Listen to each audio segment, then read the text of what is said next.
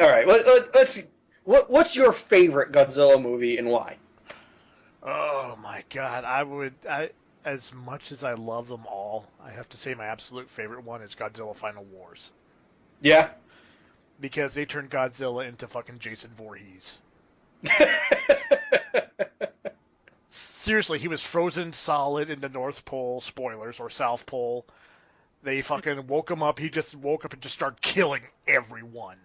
Hey, you gotta do what you gotta do when you're a giant monster. Including Zilla. Yes, including Zilla, the 1998 TriStar Godzilla. I've also heard him called Gino. Gino, I've heard that too, but I think in the movie they actually, I have to rewatch it and find out, they actually refer to him as Zilla. Yeah, that's his official name. But before that came out, I always read it as Gino. Godzilla in name only.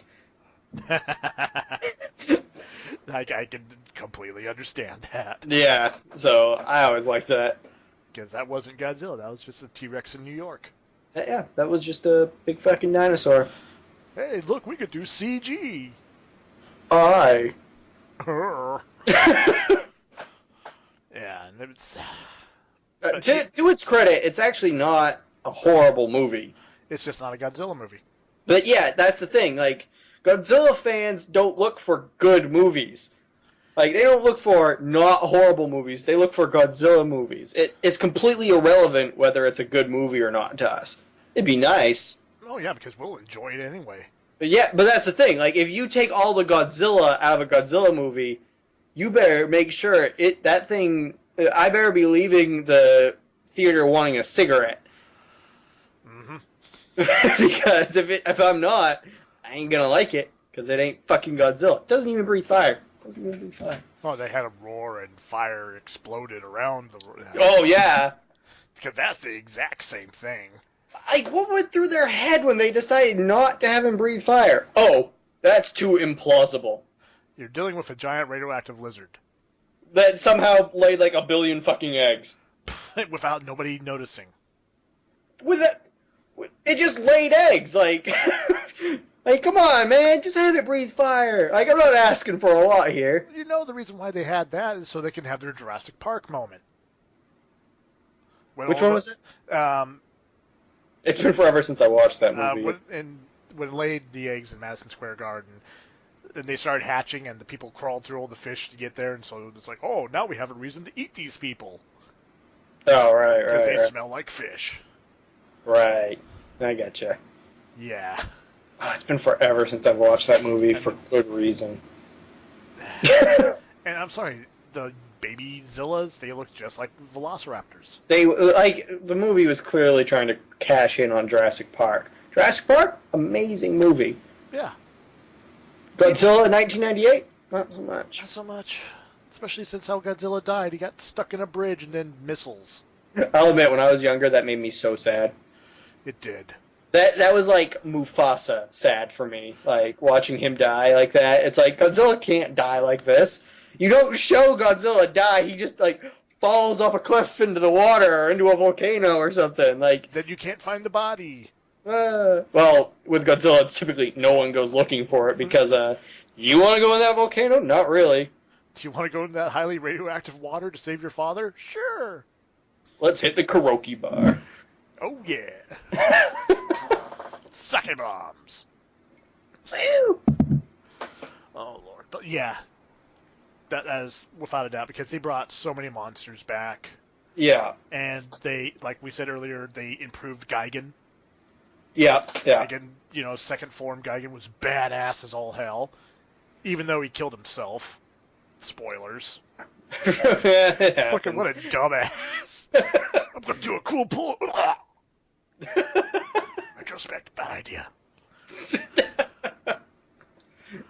The thing I like most about Godzilla Final Wars is that it tries to make the human aspect, because all the Godzilla movies, they always have, the human plot. Yeah. Where the humans are doing something.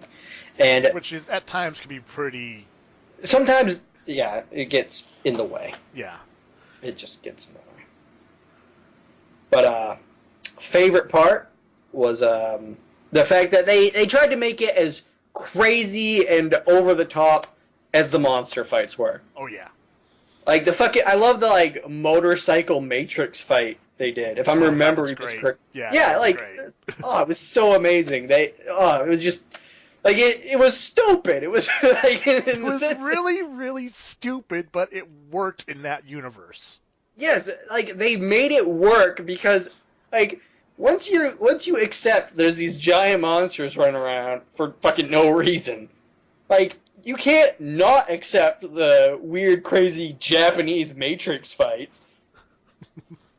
By the way, the difference between a Japanese Matrix fight and an American Matrix fight, in Japan, they're yelling the whole time it's going on. Which just adds that much more awesome to it.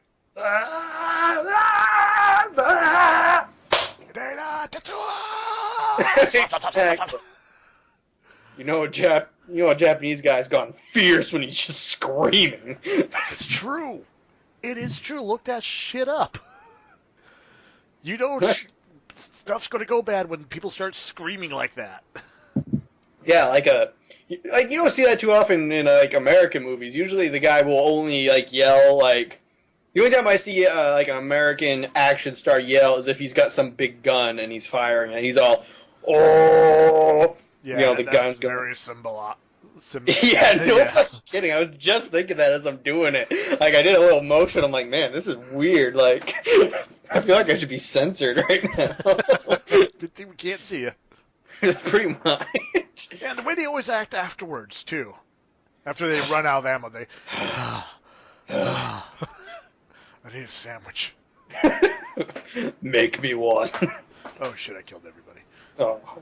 But yeah, a Japanese guy, he's just, from the get-go, no!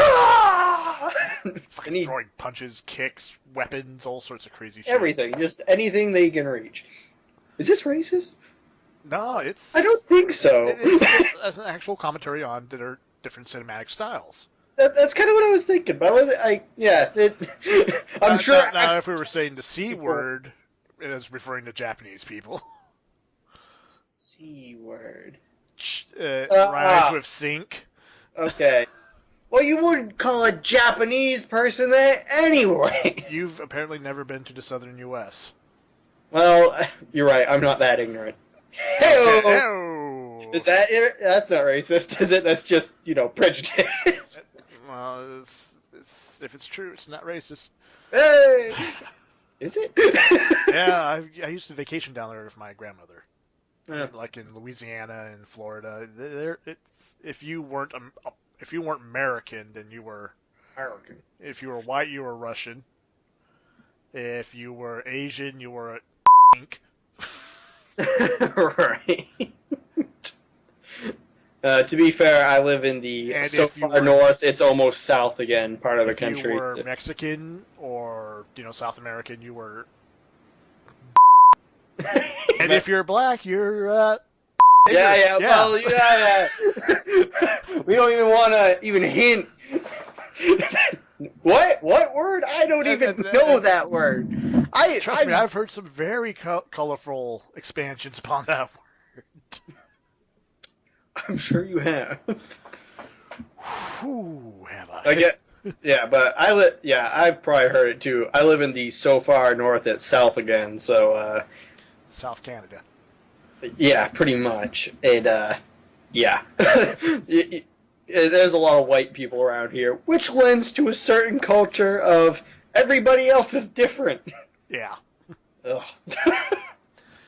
Yeah, but we live in this wonderful day and age where, someone from California and someone from Maine can actually sit down and do a wonderful podcast. That's right. We're bridging the world if the world was just America. Bridging America. Well, sooner or later we will have people from other countries on here. That's true. That's looking true. From across the pond, Britain. Exactly.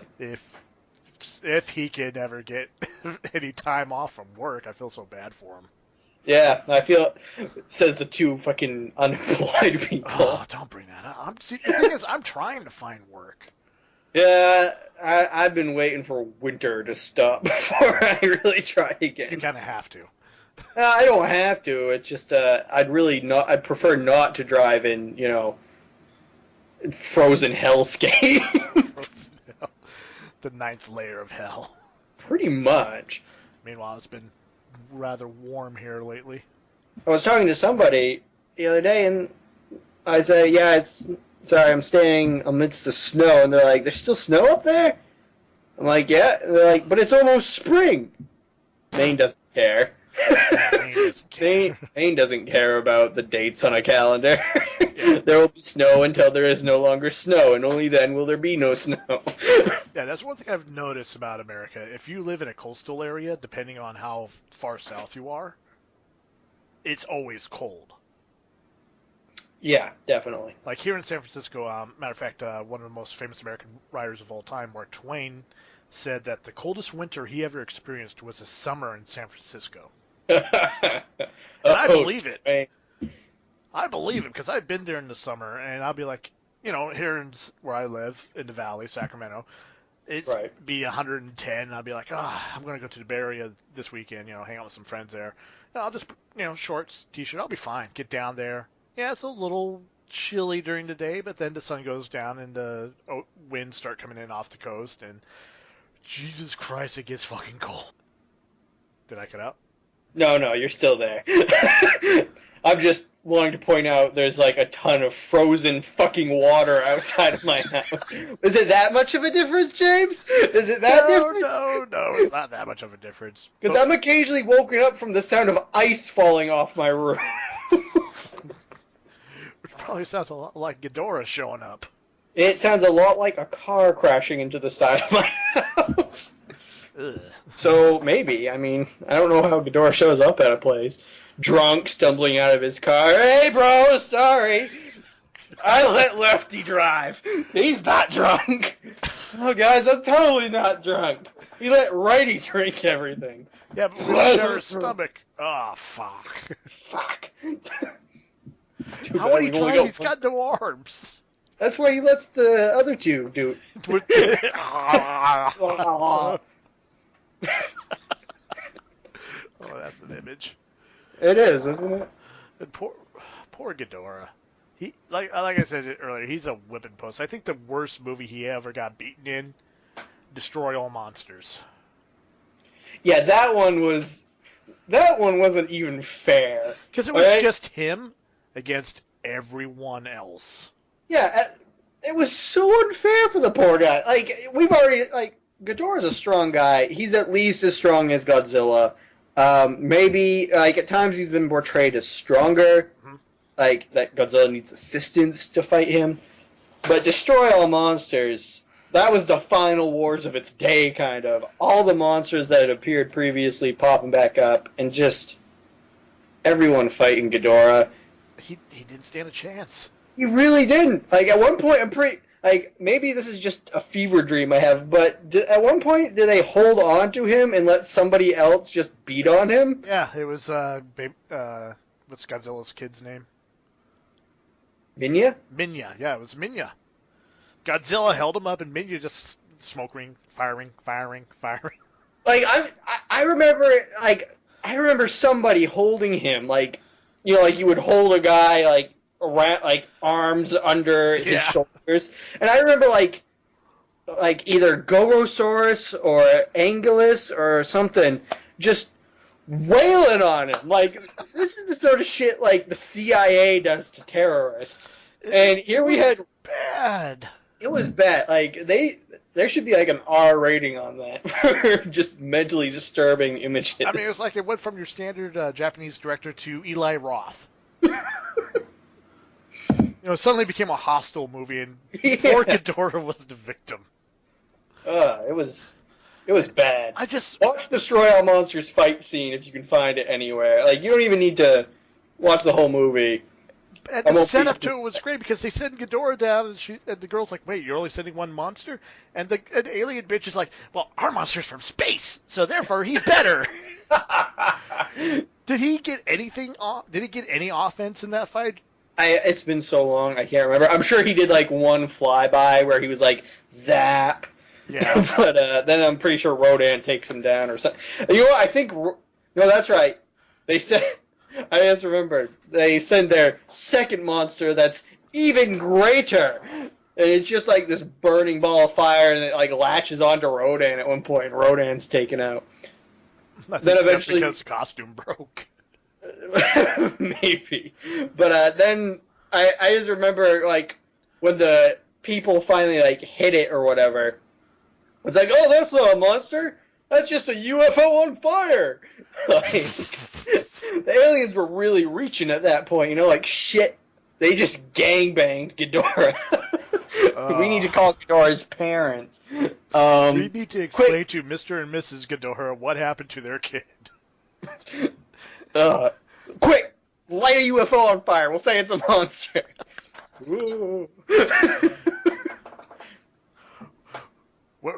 Where's Megalon? Well, he had a run Megalon! in. He had a run in with the Clark guy. Pest control. Yeah. Okay, what about Gigan? He's in the shop getting his 5,000-mile tune-up. He's gonna be out for a while. I like how Gigan eventually became Ghidorah's partner. Yeah. Like, that was, like, it was, like, good, excellent, yes. Give Ghidorah a partner so he can stop being the, you know, the fucking beat stick of the Godzilla series. Yeah, because if you look at Ghidorah, great fucking design. Oh, yeah. Three-headed dragon thing that shoots lightning. Flying lightning hydra. That's pretty much the way you could describe Ghidorah, just boom. Yeah. And that was a great monster, but it's just like, okay, they got in, you bit one head, it's over. Yeah. Godzilla grabbed his tail. Uh-oh, you know what's going to happen now. Smashy, smashy. It's like, come on, guys. Like, treat Ghidorah like he's a monster. Like, he's a big guy. Godzilla should just be able to, like, lift him. Like, I don't think I could do that to a person the same size. I couldn't just reach down and grab his foot and then suddenly throw him. Like... That'd be awesome, though, but... Like, I'm pretty, like... if I had, like, a huge advantage, maybe, but Godzilla is typically portrayed as smaller than Ghidorah. Yeah. So, maybe he's stronger in the sense that, well, obviously he has more upper body strength because he has arms, but... Ghidorah's a pretty heavy dude, you know? Like... Yeah. I mean, we're talking easily megatons here. Yeah, like, he's a huge motherfucker, and just to lift him up and start pounding him against, it don't make sense. It seems weird to be applying that much logic to a giant monster fight. Yeah, but, I don't know, I think this is true for just about all sorts of nerditry, is that we have a certain level of suspension of disbelief that we can maintain. You know, like, we'll say, like, okay, that can happen because that's just the way it works. But then, like, they're just certain things, it's like the flying Godzilla. Yes, like the flying Godzilla, it's like... Godzilla dropkick. See, that one's right on the border of what I'll believe. It's like, he's strong. Maybe he's strong enough to propel him, that one I can kind of like, I'll believe that one. Yeah. Sure. But there is some stuff we won't accept, and just like, how hard is it to figure this shit out? Yeah. Apparently pretty damn hard. Apparently. Because I remember after the first Godzilla movie, the second Godzilla, where they bring in Anguirus, that director was never hired again. No. Because he did a huge sin in Godzilla movies. What's that? I don't know if you remember or not, but it's been a forever. The fight between Godzilla and Anguirus was in Fast Forward. Oh, right. I think I vaguely remember that. I think I watched a version of it. I think I only watched like a 4TV Americanized version, which actually slowed it back down. Oh, I hope so, because I saw a DVD of it, and it was just... It looked ridiculous. Mm-hmm. It was like, I expected to hear the Benny Hill music playing in the background. Yakety sax. You know, that's great. You know, Benny Hill hasn't been on TV in, like, almost 20 years, yet everybody still knows that. Oh, yeah, yeah. It's probably the next generation that's going to have no fucking idea. Mm-hmm. Because I bet if I ask my niece or nephew, like, do you know about Yakety Sax, Benny Hill, they're gonna look at me like I'm fucking crazy. I'm sure they Like, do that already. Well, yeah, but whatever. Fucking kids don't know me. I'm an adult. I'm still cool. I'm a man. Man. Oh God, let's see what else can we